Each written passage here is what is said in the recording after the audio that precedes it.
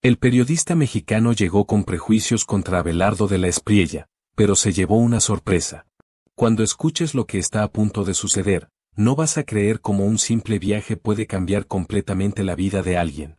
Un periodista mexicano viajó a Colombia convencido de que iba a desenmascarar a un político corrupto, pero lo que descubrió fue tan impactante que transformó su carrera para siempre.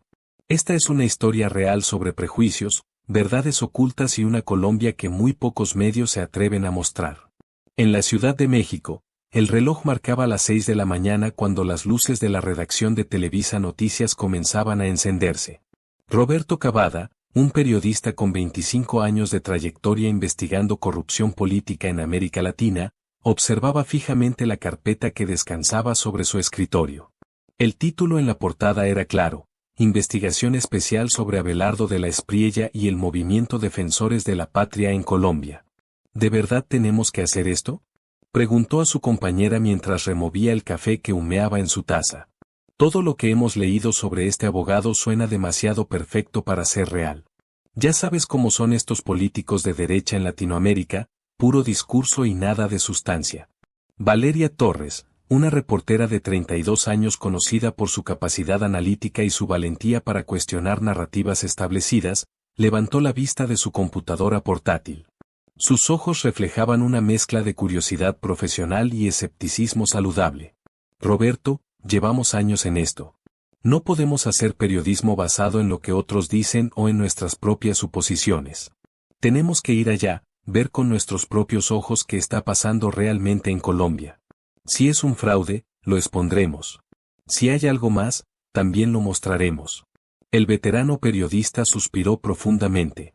Sabía que ella tenía razón, pero algo en su interior se resistía. Durante semanas había estado leyendo artículos de medios colombianos e internacionales sobre el precandidato presidencial.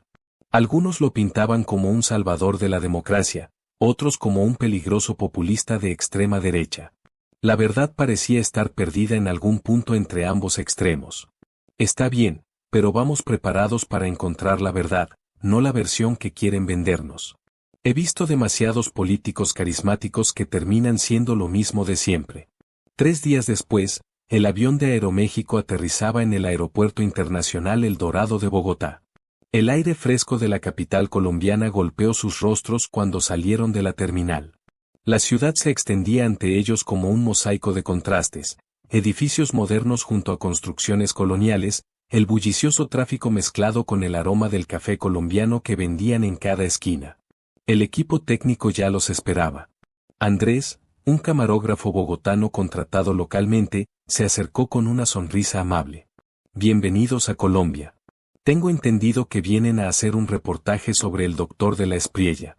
La forma en que pronunció el nombre llamó la atención de Roberto. No había sarcasmo ni adulación, solo un tono neutral y respetuoso. Eso ya era inusual. Así es. Queremos entender qué está pasando realmente aquí, más allá de lo que dicen las redes sociales y los titulares sensacionalistas. Andrés asintió lentamente mientras colocaba los equipos en la camioneta que los llevaría al hotel. Bueno, están en el lugar correcto. Colombia está viviendo un momento histórico. El gobierno actual del presidente Petro ha generado mucha polarización. Hay quienes lo apoyan fervientemente y hay quienes creen que está destruyendo el país. El doctor de la Espriella se ha convertido en la voz más fuerte de la oposición. Durante el trayecto hacia el hotel, Roberto observaba por la ventana. Las calles de Bogotá mostraban una realidad compleja. Vendedores ambulantes en las esquinas, gente apurada dirigiéndose a sus trabajos, murales políticos que cubrían las paredes con mensajes contradictorios. Algunos proclamaban apoyo al gobierno de izquierda, otros exigían cambio y seguridad. Esa noche, en la habitación del hotel, ambos periodistas revisaron nuevamente todo el material recopilado. Había entrevistas, artículos de prensa, videos de discursos, declaraciones en redes sociales. Roberto se detuvo en un video donde el abogado hablaba en una plaza pública. Su voz era firme, apasionada, pero también medida. Hablaba de recuperar la seguridad, de defender el Estado de Derecho, de proteger a las familias colombianas. Es un buen orador, eso no se puede negar. Pero todos los populistas lo son. Valeria estaba leyendo el historial profesional del precandidato. La lista era impresionante, más de 2000 casos judiciales ganados, una firma de abogados reconocida internacionalmente, libros publicados, doctorados honoríficos, empresas exitosas. Roberto, mira esto. Este hombre no es un político común. Es un abogado penalista con una carrera establecida mucho antes de entrar en política. No necesita esto para ganar dinero o reconocimiento. Eso es lo que quiere que pensemos. Pero siempre hay algo más. Siempre. La mañana siguiente comenzó temprano. Tenían programada una serie de entrevistas con ciudadanos comunes en diferentes barrios de Bogotá. La estrategia era simple: hablar con gente real, escuchar sus preocupaciones, entender por qué algunos apoyaban al gobierno actual y por qué otros buscaban desesperadamente una alternativa. El primer barrio que visitaron estaba en la zona sur de la ciudad. Casas humildes se alineaban en calles empinadas. Una señora de unos 60 años, con el rostro marcado por las arrugas del tiempo y el trabajo, accedió a hablar con ellos. Yo voté por el presidente Petro porque prometió cambio. Prometió que íbamos a vivir mejor, que habría más oportunidades para los pobres. Pero mire ahora. Los precios de todo han subido. Mi pensión no alcanza para nada. Tengo miedo de salir a la calle porque la inseguridad está peor que nunca. Roberto tomaba notas mentalmente. Esta era una narrativa que había escuchado antes en otros países. La desilusión con un gobierno de izquierda que prometió transformación pero que enfrentaba dificultades para cumplir. ¿Y qué opina del doctor de la Espriella? Los ojos de la mujer se iluminaron ligeramente. A ese hombre lo he visto hablando en televisión. Dice cosas con las que estoy de acuerdo. Habla de seguridad, de apoyar a la policía, de defender a las familias. No sé si pueda cumplir, pero al menos habla de los problemas reales que tenemos. Continuaron con más entrevistas. Un taxista que había perdido el 40% de sus ingresos debido a las políticas económicas del gobierno. Una profesora que estaba preocupada por la ideología de género en las escuelas. Un comerciante que había cerrado 2 de sus 3 tiendas porque ya no podía sostenerlas. Pero también hablaron con personas que defendían al gobierno actual. Un estudiante universitario que creía que el cambio social requería tiempo y sacrificio. Un activista de derechos humanos que veía con preocupación el discurso de la derecha. Un líder sindical que confiaba en que las reformas estructurales eventualmente darían frutos. La Colombia real era mucho más compleja de lo que los titulares sugerían. Al tercer día, llegó el momento que tanto habían anticipado. Tenían una entrevista programada con el propio Abelardo de la Espriella. El encuentro se llevaría a cabo en las oficinas de su firma de abogados, un edificio moderno en la zona empresarial de Bogotá. Roberto sentía una mezcla de anticipación y escepticismo. Había entrevistado a decenas de políticos en su carrera. Conocía sus trucos, sus respuestas ensayadas, su capacidad para evadir preguntas incómodas con retórica vacía. Voy a presionarlo. Quiero ver cómo reacciona cuando se le confronta directamente. Valeria lo miró con preocupación. Está bien ser riguroso, pero también debemos ser justos. Dejemos que hable, que explique su propuesta, y luego hacemos las preguntas difíciles. Cuando entraron a la sala de reuniones, el abogado ya los esperaba. De pie junto a una ventana que ofrecía una vista panorámica de la ciudad, vestía un traje impecable, pero sin ostentación. Su presencia era imponente pero accesible. Al verlos entrar, se acercó con una sonrisa genuina y extendió la mano. Bienvenidos a Colombia. Es un honor recibir periodistas internacionales que quieren conocer nuestra realidad. La voz era cálida pero firme. Roberto estrechó su mano con fuerza profesional, buscando en sus ojos cualquier señal de falsedad. Lo que encontró lo desconcertó, había sinceridad, pero también cansancio. Los ojos de un hombre que había visto mucho y que cargaba con el peso de grandes expectativas. Se sentaron alrededor de una mesa de reuniones. El equipo técnico preparó las cámaras y los micrófonos. Roberto decidió comenzar con una pregunta directa, sin rodeos.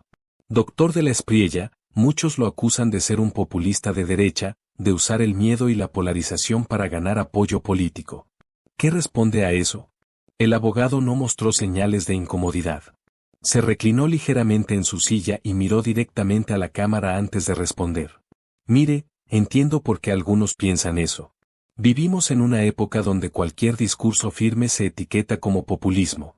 Pero hay una diferencia fundamental entre populismo y liderazgo basado en principios. Yo no invento problemas para asustar a la gente. Los problemas ya existen. La inseguridad es real. La corrupción es real. La destrucción institucional que está ocurriendo bajo este gobierno es real. Mi trabajo no es inventar miedo, es dar voz a ese miedo legítimo que millones de colombianos sienten cada día. Roberto no estaba convencido. Insistió. Pero su retórica a menudo es confrontacional. Habla de enemigos de la patria, de defender la nación contra amenazas internas. Ese lenguaje puede ser peligroso. Por primera vez, el semblante del abogado se tornó más serio. Se inclinó hacia adelante, apoyando los codos sobre la mesa. ¿Sabe qué es realmente peligroso? Que un gobierno electo democráticamente intente desmantelar las instituciones que protegen precisamente esa democracia. Que se persiga a la oposición política. Que se intente controlar a la prensa. Que se normalice la violencia como herramienta política. Eso es peligroso. Yo no uso ese lenguaje para dividir, lo uso para defender. Hay una diferencia entre polarizar y resistir. Valeria decidió intervenir con una pregunta diferente. Usted ha construido una carrera exitosa como abogado penalista, tiene empresas prósperas, reconocimiento internacional. ¿Por qué arriesgar todo eso entrando en la política, especialmente en un país tan polarizado como Colombia? La expresión del abogado se suavizó. Por un momento, pareció que estaba recordando algo profundamente personal. Porque tengo 4 hijos. Y no puedo mirarlos a los ojos y decirles que vi cómo destruían nuestro país y no hice nada. No entré en política por ambición personal. Entré porque alguien tiene que pararse frente a lo que está mal y decir, hasta aquí. Colombia merece algo mejor. Nuestros hijos merecen crecer en un país seguro, próspero, con oportunidades reales. No en un experimento ideológico fallido. La pasión en su voz era palpable. Roberto había escuchado discursos similares antes, pero había algo diferente aquí. No era solo retórica calculada. Había convicción real. Durante las siguientes 2 horas, la conversación abarcó múltiples temas. Hablaron sobre su propuesta de seguridad, que incluía fortalecer la policía y el ejército, pero también invertir en prevención y oportunidades para los jóvenes. Discutieron su plan económico, basado en atraer inversión extranjera, reducir la burocracia y apoyar a los pequeños empresarios. Abordaron temas sociales como educación, salud y lucha contra la corrupción. En cada respuesta, el abogado mostraba un conocimiento detallado no solo de los problemas sino también de las soluciones propuestas. Citaba datos, mencionaba experiencias de otros países, reconocía las dificultades y limitaciones de sus propias propuestas. Cuando la entrevista terminó, Roberto se sentía confundido. Había llegado esperando encontrar a un demagogo, pero se había encontrado con alguien completamente diferente. Eso lo inquietaba. Esa tarde, el equipo decidió visitar uno de los barrios más peligrosos de Bogotá. Querían documentar la realidad de la inseguridad que tanto se mencionaba en el discurso político. Andrés, el camarógrafo, los advirtió. Tengan cuidado. Esta zona es controlada por bandas criminales. No saquen celulares, no lleven objetos de valor visibles. Mientras caminaban por las calles, el ambiente era tenso. Grupos de jóvenes en las esquinas los observaban con desconfianza. Las paredes estaban cubiertas de grafitis, algunos con mensajes políticos, otros marcando territorios de pandillas. Un hombre mayor, sentado en la puerta de su casa, los llamó. ¿Ustedes son periodistas? Roberto asintió con cautela. Sí, señor. Estamos haciendo un reportaje sobre la situación de seguridad en Colombia. El hombre hizo un gesto para que se acercaran. Su rostro mostraba años de lucha y sufrimiento. Yo viví toda la época de Pablo Escobar. Viví los años más violentos de este país. ¿Y saben qué? Pensé que ya habíamos superado eso.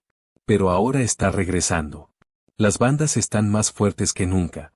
La policía no puede hacer nada porque el gobierno les ha quitado autoridad. Mis nietos no pueden salir a jugar a la calle. Esto no es vida. ¿Y cree que alguien como el doctor de la Espriella puede cambiar eso? El hombre se encogió de hombros con resignación. No sé si él específicamente puede hacerlo. Pero sé que lo que tenemos ahora no está funcionando. Necesitamos a alguien que entienda que sin seguridad no hay nada más. No hay educación, no hay economía, no hay futuro. Solo miedo.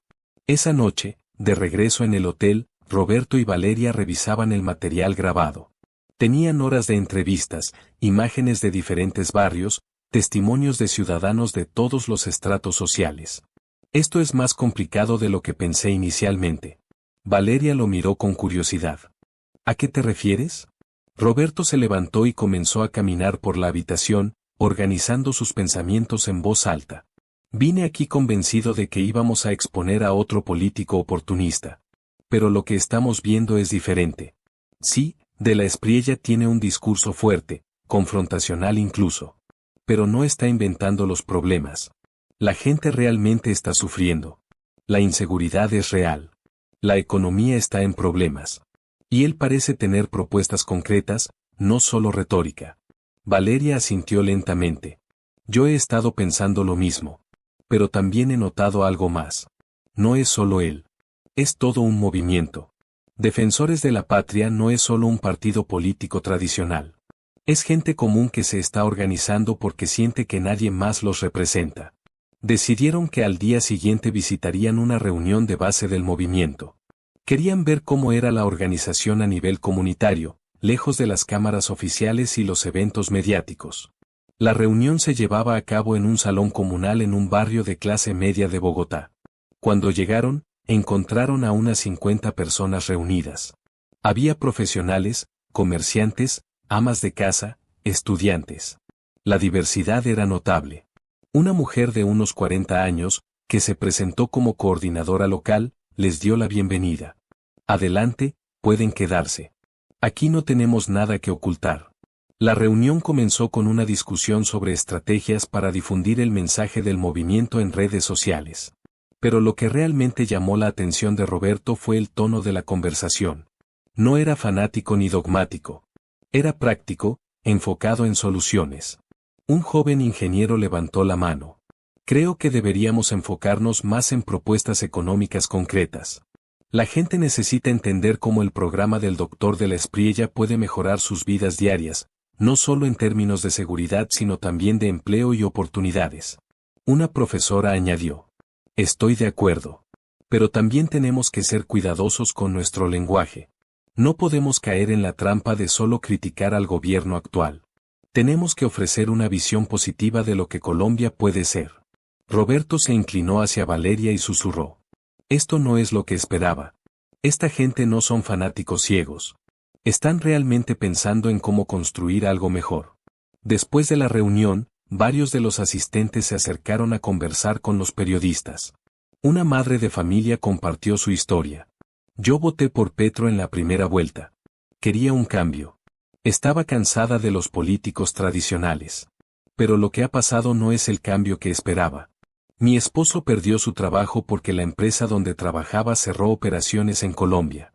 Los precios de los alimentos han subido tanto que a veces tenemos que decidir entre comprar medicina o comprar comida. Y lo peor es que me siento engañada. Me vendieron una ilusión. Ahora ves esperanza en el doctor de la Espriella. No sé si es esperanza o es desesperación. Quizás un poco de ambas. Pero siento que al menos él entiende lo que estamos viviendo. No nos habla como si fuéramos ignorantes o como si nuestros problemas fueran inventados. Los días siguientes fueron una inmersión profunda en la realidad colombiana. Visitaron Medellín, donde hablaron con empresarios que habían visto caer sus negocios. Viajaron a zonas rurales donde agricultores explicaban cómo las políticas ambientales del gobierno habían afectado su capacidad de producir. Conversaron con policías que se sentían desmoralizados y sin apoyo institucional. Pero también buscaron voces del otro lado.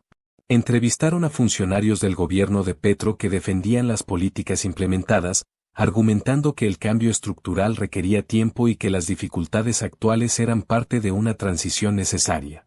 Hablaron con activistas sociales que veían en el gobierno actual la primera oportunidad real de reducir la desigualdad histórica de Colombia. Un académico de la Universidad Nacional les ofreció una perspectiva equilibrada. Colombia está en un punto de inflexión. El gobierno de Petro representa un experimento de izquierda en un país históricamente conservador. Ha cometido errores, sin duda. Pero también ha intentado cosas que nadie antes se había atrevido a hacer. Por otro lado, Figuras como de la Espriella representan un retorno a valores tradicionales, a un énfasis en seguridad y orden. Ambas visiones tienen mérito. El problema es que estamos tan polarizados que no podemos tener un diálogo constructivo. Roberto preguntó directamente. ¿Usted cree que de la Espriella es peligroso para la democracia colombiana? El académico reflexionó cuidadosamente antes de responder. Peligroso es una palabra fuerte. Yo diría que representa una visión de Colombia que no comparto en muchos aspectos. Pero también diría que él ha sido bastante transparente sobre lo que propone. No es un dictador en potencia. Es un abogado con una visión conservadora de derecha. Si los colombianos eligen esa visión democráticamente, entonces eso es democracia funcionando, aunque no sea el resultado que yo personalmente preferiría. Una semana después de su llegada, Roberto y Valeria tuvieron la oportunidad de seguir al abogado durante un día completo de campaña. Comenzó temprano en la mañana con una reunión con un grupo de pequeños empresarios. Escuchó durante más de una hora sus preocupaciones sobre impuestos, regulaciones y falta de apoyo estatal. Lo que sorprendió a Roberto fue que el político no solo escuchaba, sino que tomaba notas detalladas. Cuando llegó su turno de hablar, abordó específicamente cada uno de los puntos mencionados, explicando qué medidas concretas propondría para solucionarlos. Por la tarde, asistieron a un evento en una plaza pública. Miles de personas se habían reunido. La energía era palpable. Banderas de Colombia ondeaban por todas partes. Familias enteras habían asistido. Cuando el abogado subió al escenario, la multitud estalló en aplausos. Roberto observaba las caras de la gente. No veía fanatismo ciego. Veía esperanza. Veía gente común que sentía que finalmente alguien los escuchaba. El discurso fue poderoso. Habló de recuperar la seguridad, de devolver la dignidad a las instituciones, de construir una Colombia donde el trabajo duro fuera recompensado. Pero también habló de unidad, de sanar las divisiones, de construir puentes. No vengo a dividir a Colombia entre buenos y malos. Vengo a unir a todos los colombianos que creen en la democracia, en la libertad, en el Estado de Derecho. No importa si votaste por la izquierda o por la derecha en el pasado. Lo que importa es que juntos construyamos el futuro que todos merecemos. Después del evento, mientras empacaban los equipos, Valeria comentó. ¿Sabes qué es lo más impactante de todo esto? No es él específicamente. Es la cantidad de gente común que ha encontrado en su movimiento una forma de canalizar su frustración de manera constructiva. No están quemando calles ni promoviendo violencia. Están organizándose políticamente. Roberto asintió pensativamente. Su perspectiva había cambiado drásticamente desde que había llegado a Colombia. Ya no estaba seguro de cuál era la historia que debían contar. La noche anterior a su regreso a México, tuvieron una última conversación con el abogado. Esta vez fue más informal, sin cámaras, solo una conversación entre personas. Doctor de la Espriella, voy a ser honesto con usted. Vine aquí con muchos prejuicios. Había leído artículos que lo pintaban como un peligro para la democracia, como un extremista. Pero después de estar aquí, de hablar con cientos de personas, de verlo interactuar con ciudadanos comunes, mi perspectiva ha cambiado. El abogado sonrió con cansancio. Aprecio su honestidad. Y entiendo los prejuicios.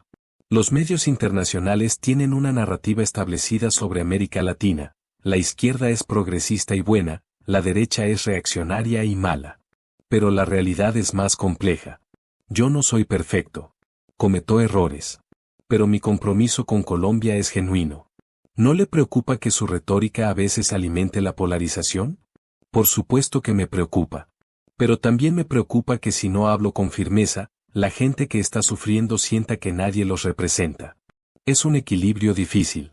Quiero unir a Colombia, pero no puedo hacerlo ignorando los problemas reales o suavizando mi mensaje hasta que pierda todo significado. Valeria intervino con una última pregunta. Si gana las elecciones en 2026, ¿cuál sería su prioridad número 1? Sin dudarlo, el abogado respondió. Restaurar la seguridad. Sin seguridad, nada más es posible. Los niños no pueden ir a la escuela, los negocios no pueden prosperar, las familias no pueden vivir en paz. Esa sería mi primera prioridad. Pero junto con eso, reconstruir las instituciones que este gobierno ha debilitado. El sistema judicial, las Fuerzas Armadas, los organismos de control.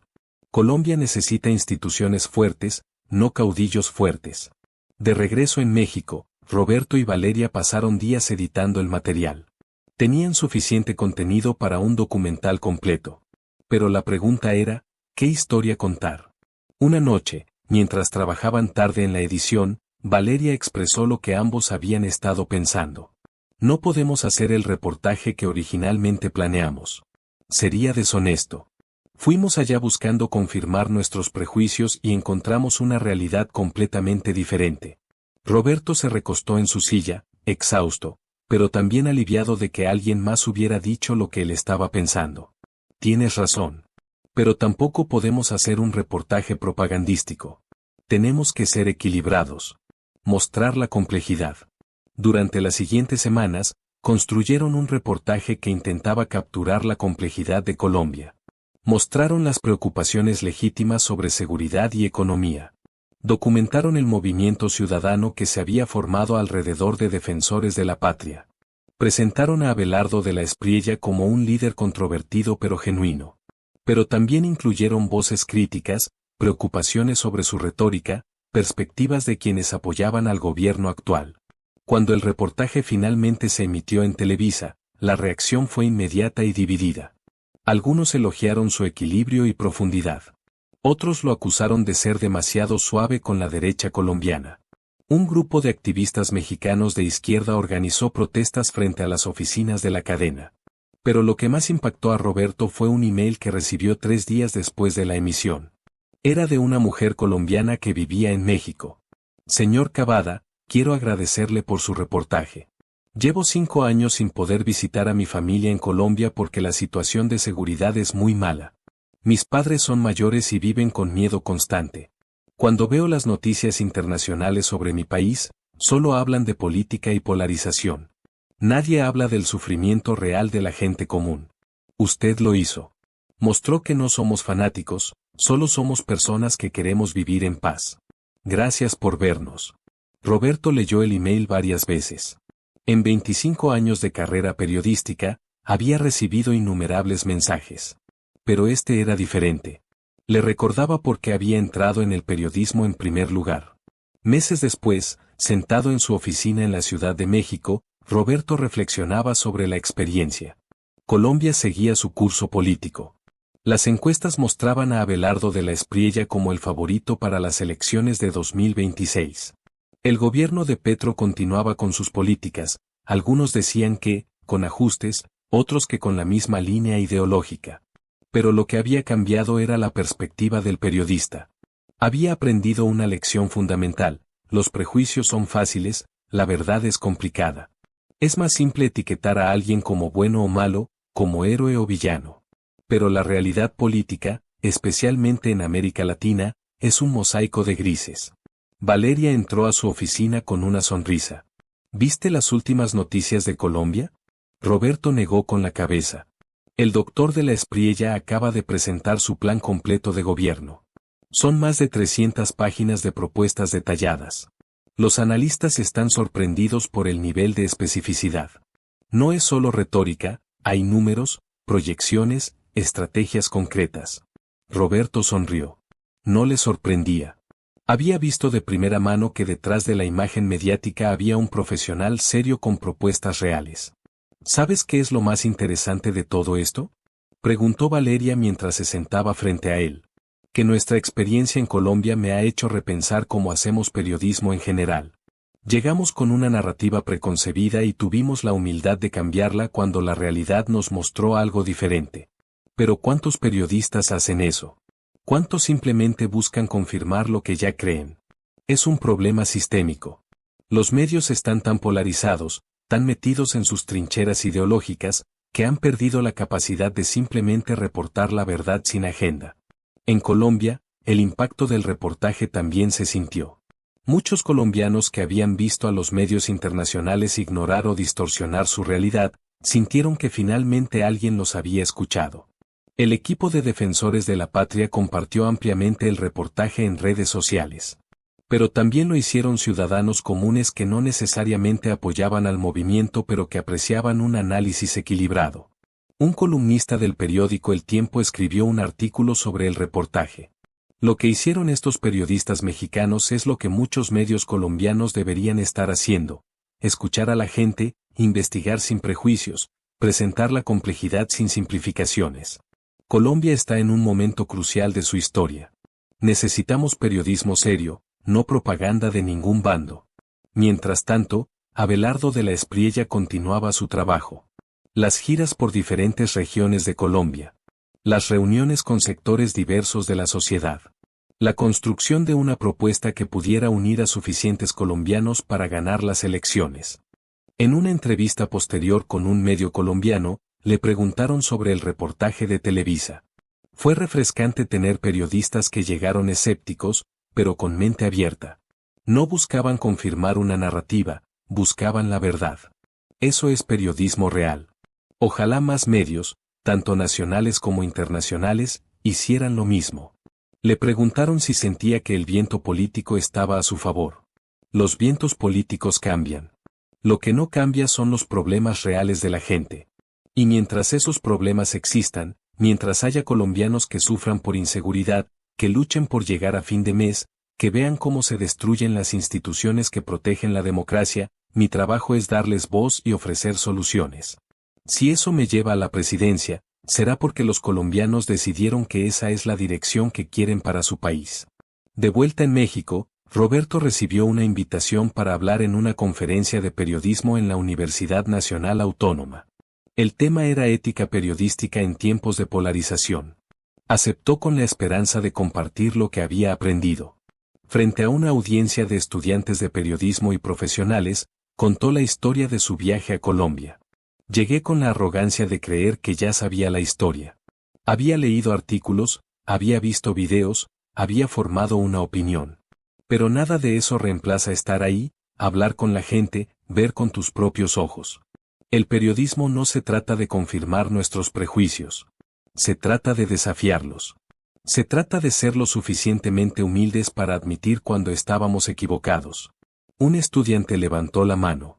¿Pero no es su responsabilidad como periodista alertar sobre peligros potenciales?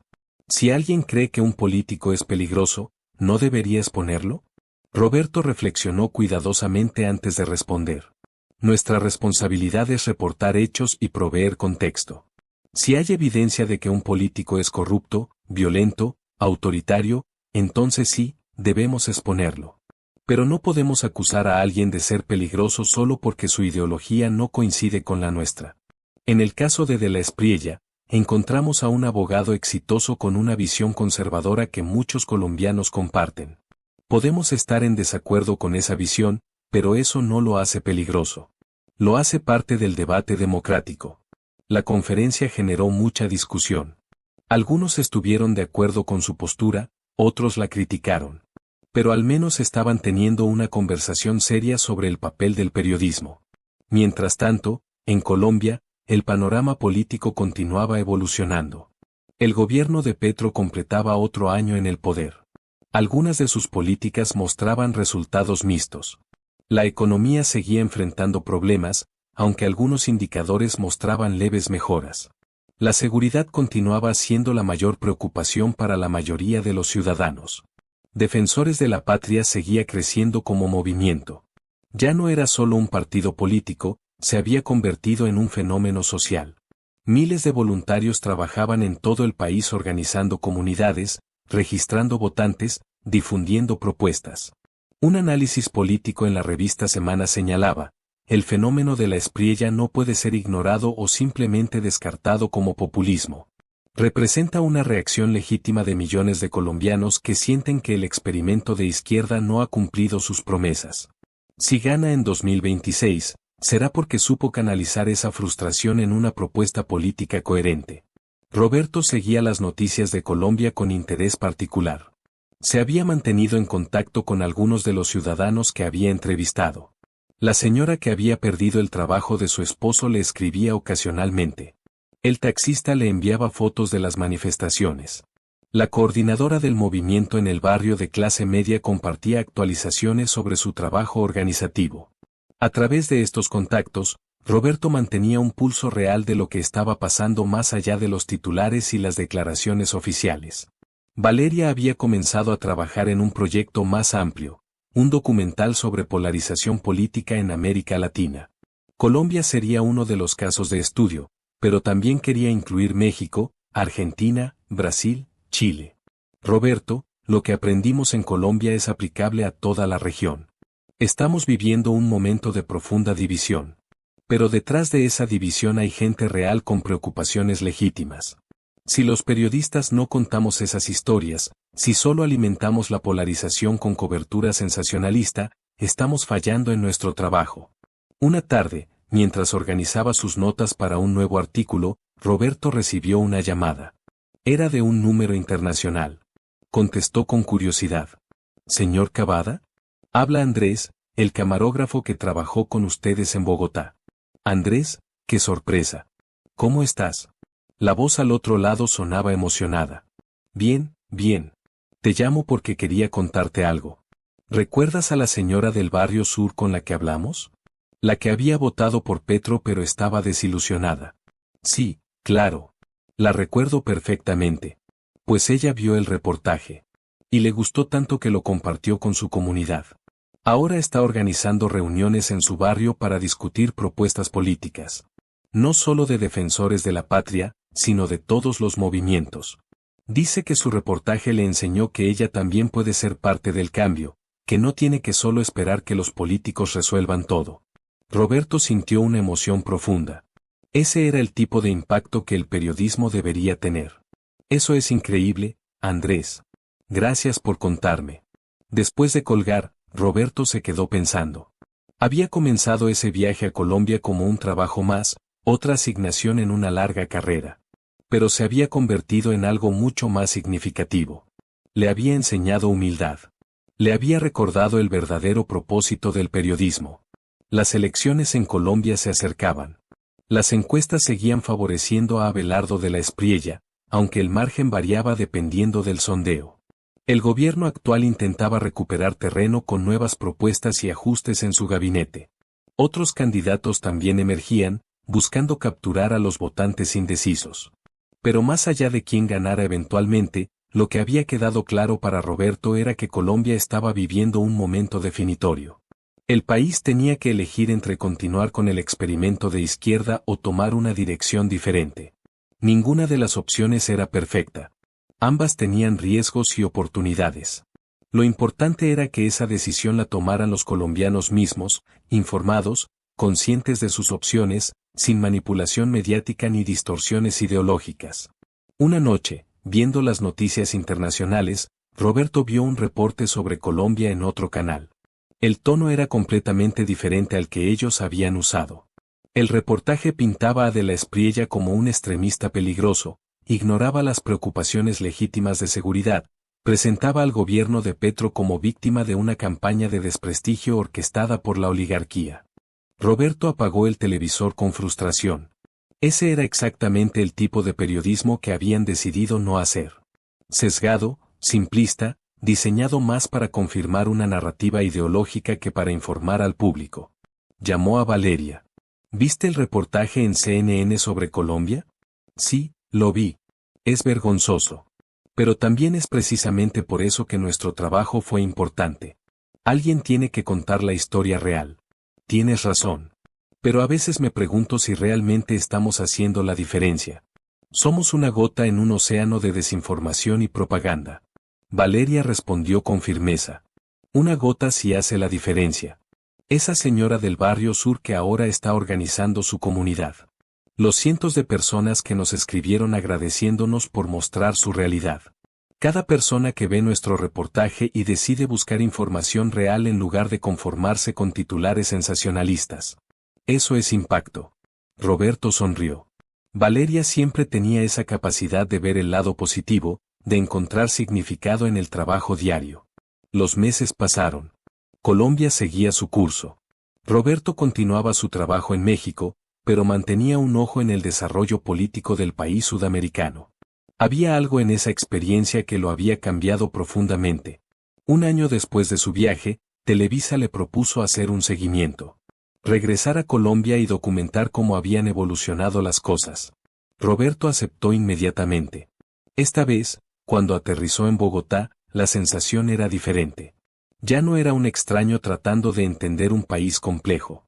Tenía contactos, tenía perspectiva, tenía contexto.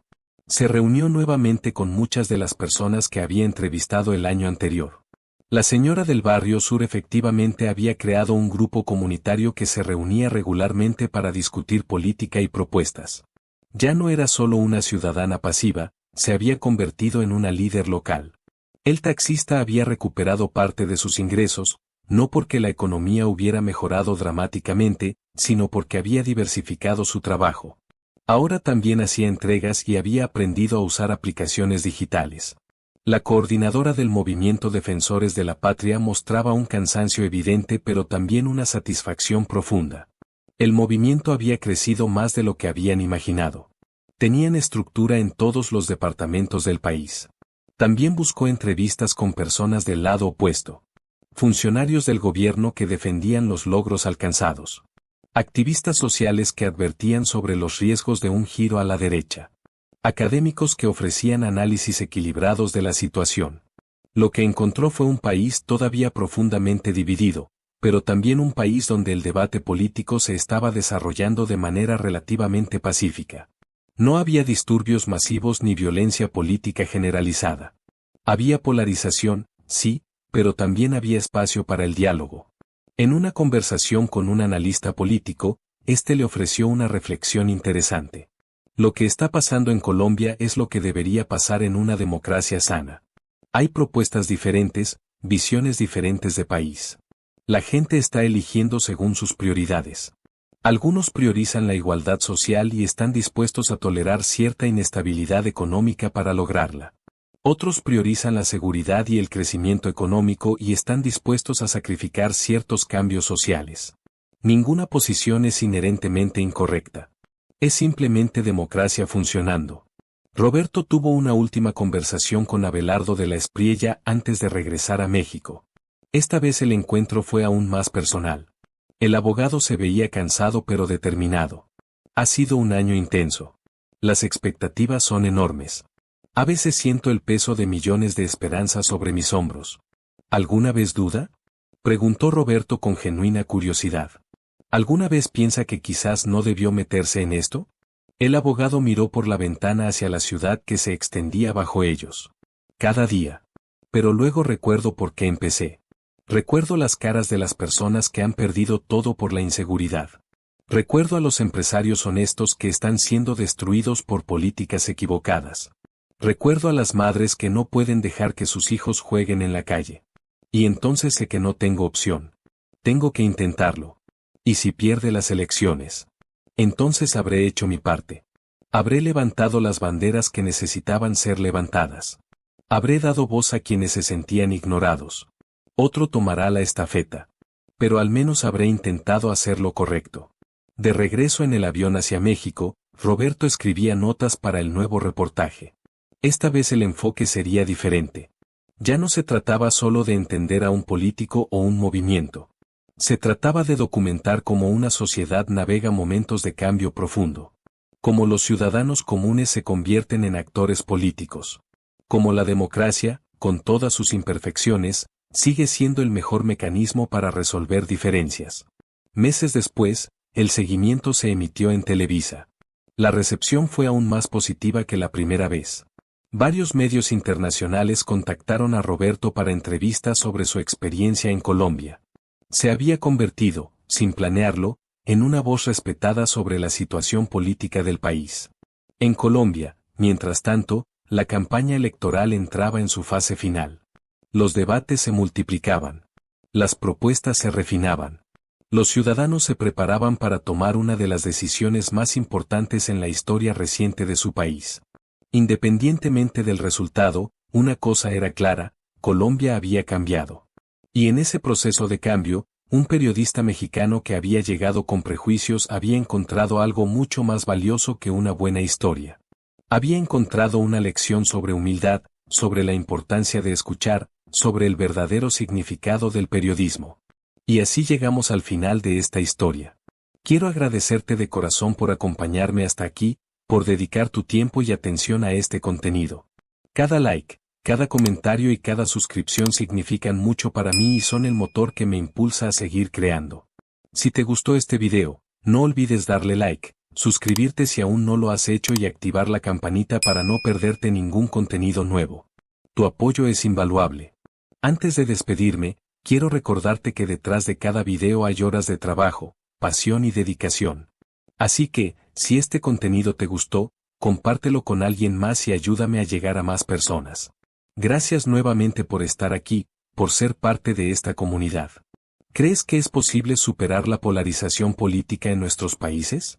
¿Has cambiado alguna vez de opinión sobre un líder político después de investigar más allá de los titulares? Déjame tu comentario aquí abajo. Me encantaría saber tu opinión y crear un espacio de diálogo respetuoso donde podamos aprender unos de otros.